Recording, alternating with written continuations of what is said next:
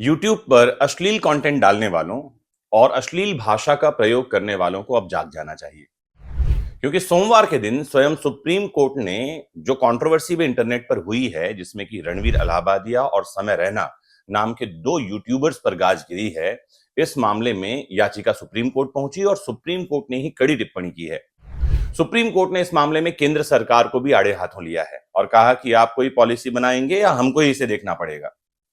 क्या हुआ supreme court में सोमवार के दिन, इस कंट्रोवर्सी में क्या टाइमलाइन है, और मैं आज आपको ऐसी भी कुछ अनछुए पहलू के बारे में जानकारी देने जा रहा हूं जिसका इस मामले से सीधा संबंध है, जिसका संबंध आम जनता से है, जिसका संबंध कानून से है और जिसका संबंध है यूट्यूब पर कंटेंट बनाने वाले लोगों से या उन लोगों से जो यूट्यूब पर अपना भविष्य देख रहे हैं as a YouTuber.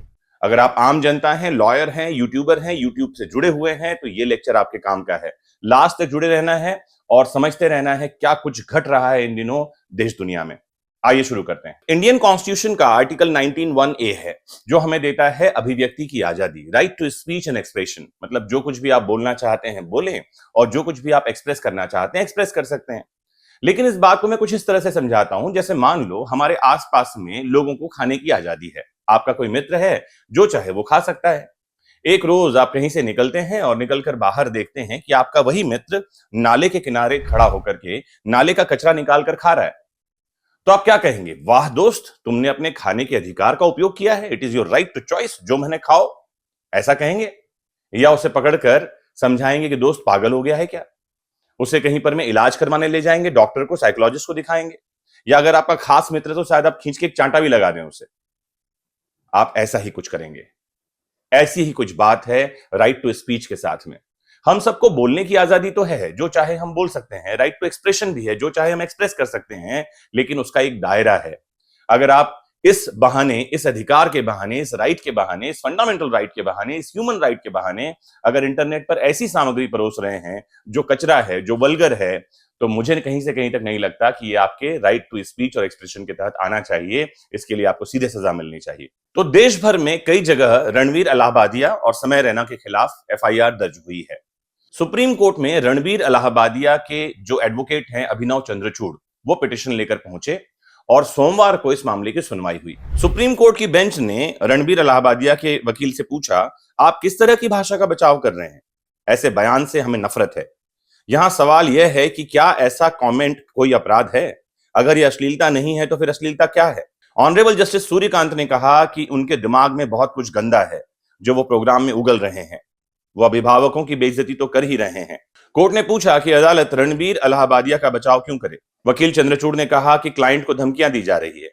Justice honourable Suryakant साहब ने कहा कि अगर आप ऐसी चीजें करके घटिया पब्लिसिटी पाने की कोशिश करते हैं तो दूसरे भी हैं जो आपको धमका कर चीप पब्लिसिटी पाने का प्रयास करेंगे।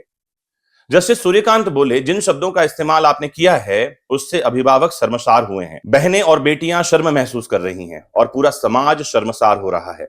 यह दिखाता है कि आपका दिमाग विकृत है। अलाहाबादिया के वकील चंद्रचूड़ ने कोर्ट से यह कहा कि जब वो थाने गए थे, मतलब वकील खुद थाने गए थे रणवीर अलाहाबादिया के साथ में, तो वहां भी उनसे धक्का मुक्की हुई और इस बात पर जस्टिस ऑनरेबल सूर्यकांत नाराज हो गए। उन्होंने कहा कि आप थाने क्यों गए थे? क्या वकील का काम पुलिस थाने जाना है? आपका काम है कोर्ट में आना और प्रैक्टिस करना। पुलिस थाने में जाकर आपने अपने और अपने यूनिफॉर्म का भी अपमान किया है। क्या आप थाने सिर्फ इसीलिए चले गए क्योंकि आपको पैसा दिया गया है? क्या यह आपका काम है? सुनवाई के दौरान कोर्ट ने यह भी कहा कि जिस ऑस्ट्रेलियन शो से अश्लील कंटेंट कॉपी किया गया है उस प्रोग्राम से भी कोर्ट वाकिफ है। न्यायालय ने यह भी कहा कि इस तरह के एडल्ट कंटेंट से जुड़े कई सारे शोज हैं, लेकिन उनमें पूरी सावधानी बरती जाती है। इस पर रणवीर अलाहाबादिया के वकील ने कहा कि ये एपिसोड सब्सक्रिप्शन बेस्ड था, लेकिन विवाद तब हुआ जब किसी सब्सक्राइबर ने पेड 45 मिनट के कमेंट से 10 सेकंड का वीडियो क्लिप काट कर उसे यूट्यूब पर पोस्ट कर दिया। दरअसल रणवीर अलाहाबादिया के अश्लील कमेंट को लेकर देश भर में कई एफआईआर दर्ज हुए हैं। इसके खिलाफ यूट्यूबर ने सुप्रीम कोर्ट में 14 फरवरी के दिन याचिका दायर की थी और तब कोर्ट ने कहा था कि 1-2 दिन में उनकी याचिका पर सुनवाई की जाएगी। अलाहाबादिया की तरफ से उनके वकील अभिनव चंद्रचूड़ ने अपने मुवक्किल की याचिका पर जल्दी सुनवाई की मांग की थी और 17 तारीख को यह सुनवाई पूरी हुई। तो इस शो का नाम है इंडियाज गॉट लेटेंट शो। समय रैना नाम का यूट्यूबर ये शो चला रहा है, जिसमें उन्होंने ऐसी भद्दी टिप्पणियां की हैं जिसके बारे में बात करना भी मुझे लगता नहीं है कि ठीक होगा या उन टिप्पणियों का प्रसार करना ही होगा। कई सारे एज ग्रुप के लोग मेरे इस चैनल को देखते हैं, तो मेरी कोशिश ये होती है कि संयमित भाषा से मैं इस बारे में आपको बताऊं। एक बार मैं टाइमलाइन बता दूं क्या कुछ हुआ है, फिर आगे लिए चलता हूं। तो 8 फरवरी को स्टैंड अप कॉमेडियन है समय रैना, इसका शो इंडियाज गॉट लेटेंट ये यूट्यूब पर रिलीज हुआ। 10 फरवरी के दिन मुंबई पुलिस ने शो के होस्ट समय रैना, रणवीर अलाहाबादिया, अपूर्वा मखीजा और शो के आयोजकों पर केस दर्ज किया। आसाम में इस मामले में एफआईआर दर्ज हुई। शिवसेना सांसद प्रियंका चतुर्वेदी ने संसद की आईटी समिति से शिकायत की और एक्शन लेकर गाइडलाइन जारी करने की मांग की। 11 फरवरी को मुंबई के वर्सोवा में यूट्यूबर रणवीर अलाहाबादिया के घर 5 पुलिस अफसरों की टीम पहुंच गई। नेशनल ह्यूमन राइट्स कमीशन ने भी यूट्यूब से इस एपिसोड को हटाने की मांग की और उनके कहने पर यह एपिसोड हटा लिया गया। 14 फरवरी के दिन असम पुलिस ने रणवीर अलाहाबादिया को समन भेजा। अलाहाबादिया ने अर्जेंट हियरिंग के लिए सुप्रीम कोर्ट में याचिका दायर कर दी। 15 फरवरी को रणवीर ने इंस्टाग्राम पर एक पोस्ट शेयर किया था जिसमें बताया कि जो कुछ भी उसने कहा उसके बदले उसे जान से मारने की धमकी मिल रही है और डरा हुआ है। 18 फरवरी के दिन कोर्ट ने अलाहाबादिया को 4 शर्तों के साथ गिरफ्तारी से राहत दे दी। कोर्ट ने फिलहाल तो यह कहा है कि रणवीर अलाहाबादिया की गिरफ्तारी नहीं होगी और 4 शर्तें लगाई हैं। ये शर्तें क्या हैं? पहली बात तो कोर्ट ने कहा कि अगर अलाहाबादिया जांच में शामिल होता है और सहयोग करता है तो उसे गिरफ्तार न किया जाए। दूसरी बात कही कि अगर उसे किसी तरह की धमकी दी जा रही है तो वो पुलिस प्रोटेक्शन की मांग कर सकता है। तीसरी बात यह भी दी कि राहत तभी तक रहेगी जब तक अलाहाबादिया बाहर रहते हुए कोई भी शो एयर नहीं करेगा। और चौथी बात, कोर्ट ने अलाहाबादिया को अपना पासपोर्ट जमा करने के लिए कहा है, मतलब वो देश के बाहर नहीं जा सकेगा। इन सब में सबसे इंपॉर्टेंट यह है कि उसको यूट्यूब पर किसी भी तरह का शो डालने, पोस्ट करने और एयर करने से कोर्ट ने रोक दिया है।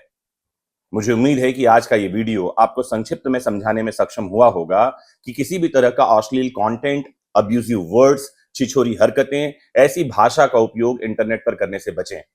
समाज में ऐसी बातों का प्रसार करना चाहिए जैसा समाज आप देखना चाहते हैं। अगर आप कचरा डाल करके सफाई की उम्मीद करेंगे तो ऐसा नहीं होगा। हमारा दिमाग, हमारा शहर, हमारा समाज, हमारा देश उन्नति की राह पर आगे बढ़े और ये तभी बढ़ेगा जब हम अपनी संस्कृति, सभ्यता और शब्दों की मर्यादा का ध्यान रखते हुए आगे बढ़ेंगे। ऑस्ट्रेलियन या यूरोपियन शोज की कॉपी करना, उनके भद्दे कमेंट और कंटेंट को लेकर के जीवन में सफल होने की कोशिश करना, इन सब से हर किसी को बाज आना चाहिए। मुझे उम्मीद है कि सुप्रीम कोर्ट की ये टिप्पणी और आज का ये एपिसोड सबको जगाने में सक्षम होगा। आइए जुड़े रहिए आपके अपने फेवरेट प्लेटफॉर्म वैदिक शिक्षा से और जानते रहिए क्या कुछ घट रहा है देश दुनिया में कानून की नजर से। नमस्कार, जय हिंद।